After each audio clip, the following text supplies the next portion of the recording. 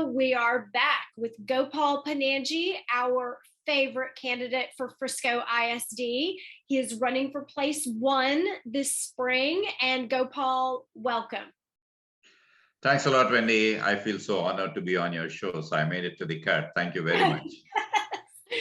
Yes. Well, today we're going to talk about an issue that I know is problematic for a lot of people in Frisco, rezoning. So this one's going to be a little difficult, but Gopal can handle it. I know he can. So Gopal, from your perspective as an FISD trustee, how can parents be better prepared and respond better to rezoning when it happens here in Frisco?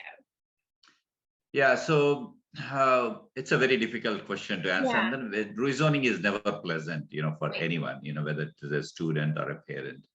But one thing that we have to acknowledge is that, because of the small school model we have chosen, or because of the partnerships with the city, like, the PGA coming up, or the ability to use the facilities at the Star, or very soon, we'll have the Performing Arts Center coming up too, in collaboration with the Frisco City and other entities. So, and then, our graduation rates are 99.4. And then, we have our teachers, who are winning awards, not only within the school district, but from the outside the place. And then, HEB, awards the top school boards. And then, out of the 1,100 school boards for this year, they have chosen Frisco ISD in one of the top 5 school boards. Wow. Congratulations. Yes. Congratulations. Thank you On that. Thank you. Okay. And then our sports coaches are awesome too. They win awards, not just within the Frisco ISD. They're very good outside. They win awards outside. And then, recently our Wakeland girls and boys soccer, they were state champions. So, so many things happening. Our school district is adding around 2,000 students every year, whereas the other school districts are adding around 500 students, and then maybe some school districts are also shrinking. Yeah. Whereas our situation is slightly different. When I came to Dallas in the year 2000, the student population was 7,000. Right now it is 66,000. Wow. And then currently we have staff and teachers slightly over 8,000. At that time, the student population, what we had at 2000 is lesser than the staff and teachers we have today. So because of that, the capacities of the schools, they have to be the students that are there that will be going to a particular school, they have to be rezoned so that we are conforming to the capacities of those schools. Because typically a high school will have around 2,000 students, middle school 1,700 students for an elementary. I'm just giving an approximate number. Right. So and then again, we have our demographers, internal and also the third-party demographers, and then they look at the patterns where the construction is happening, and also based on that, they will think that, oh, this particular school will not be able to hold the capacity of the future of the students that will be enrolling next year. So based on that, sometime like in September of every year, they just come together and then see what are the changes that needs to be happening. And then, that's when they redraw the rezoning lines as needed. So that is how the entire process works. Absolutely, it's not pleasant because, parents are moving from all other parts of the country to Frisco. Yeah. And then when they come, they have a particular thing that, their child will go to this particular school, this particular middle school, this particular elementary. So with that vision, they come, and then, once it changes, obviously it's not a very pleasant thing. Right. So how would you like for parents to work with the ISD school board? Parents are very responsive. I really love about the parents in our Frisco ISD. In fact, when there was such a situation that happened for the year 22-23, I went and met the parents in the area, which was the southwest of Frisco. It's a Lone Star Ranch area, and also some of the students, they were rezoned from the Reedy to Frisco High School. Okay. And I went and met them. If you see my Facebook page on October 21st, I think, I had about 120 parents show up.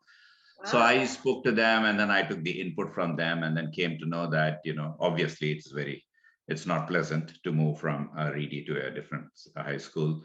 So one thing was like, they would like to be staying in the same high school. Alternate was, at least if they have a sibling, then, can they continue in Reedy instead of the parent having to drop one child in Reedy and then go to other child in Frisco High? Can that be done? So there were two such inputs that I have gathered. And then I also gathered another input that, there are certain students, who were rezoned from Frisco High, they were rezoned to Wakeland, and then they would like to stay back at the same Frisco High. So that was the third point. And then I also met some parents in the Stonewater Crossing area, which is like, I think, southwest of Stonebrook and 423. And then the input was that, they were rezoned from Reedy to Lone Star. So they would like to stay back in Reedy. That's number 4. Alternatively, can they go to Wakeland, which is relatively closer to their community? So I took these inputs, and then, I went back to the community, the superintendent and his team, and then the team where they worked internally, and then saw that, 3 of the 5 could be, managed in the sense that 90 students who wanted to stay back in Frisco High, they were able to stay back. And in the Lone Star Ranch area and then the other southwest area, the siblings can go back to the Reedy High School. And then in the other the other community, southwest of Maine and 423 and Stonebrook, they wanted to go to, one of them was, they were allowed to go to Wakeland instead of going all the way to Lone Star. So, 3 out of the 5 they were able to do. I wish, I am sure that each and every parent would like to have all the 5 be resolved to, but there is a constraint from the capacity of the Reedy High School. So it's not pleasant, as I told you before, but that is the best we can do, keeping the capacity of the high schools in view. Yeah. But I think the main thing of what I'm hearing is that you yourself are willing to be a person, a leader who takes action and sits down with these parents and listens to their concerns and then works with them to the best of our ability to at least make it to where, as you said, a parent isn't dropping off one child at one high school and another child at another high school, or the same for middle or elementary or whatever. So that's great. Yes, growth. This is the price of our growth, and how fabulous it is to live here. Absolutely. So, with this growth, we have to handle situations like this. Exactly. But however, I've seen that, the students, they excel because of their young age, and then, they meet new friends, they'll have more set of friends and all. Right. But there is definitely an anxiety when the initial move is happening, so which is not easy. Yeah. And which is not pleasant. Well, it's great to know that you are in there and actively doing something about it. We appreciate that, Gopal. So, okay, well, that's going to wrap us up for today's video. Again, early voting starts April 25th through April 30th, and then again, May 2nd and 3rd, and then final election day is Saturday, May 7th. Please go to gopal4fisd.com to get all the information on Gopal, his campaign, all of his platforms and priorities. And if you have any questions for him, please leave them in the comments below. He and I both will definitely get those questions on an agenda for a future video. All right. So Gopal, thank you. Any last words to wrap us up?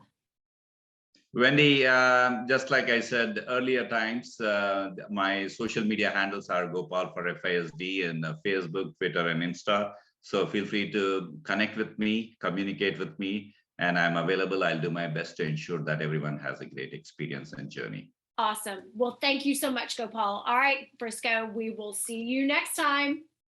Thanks, Wendy.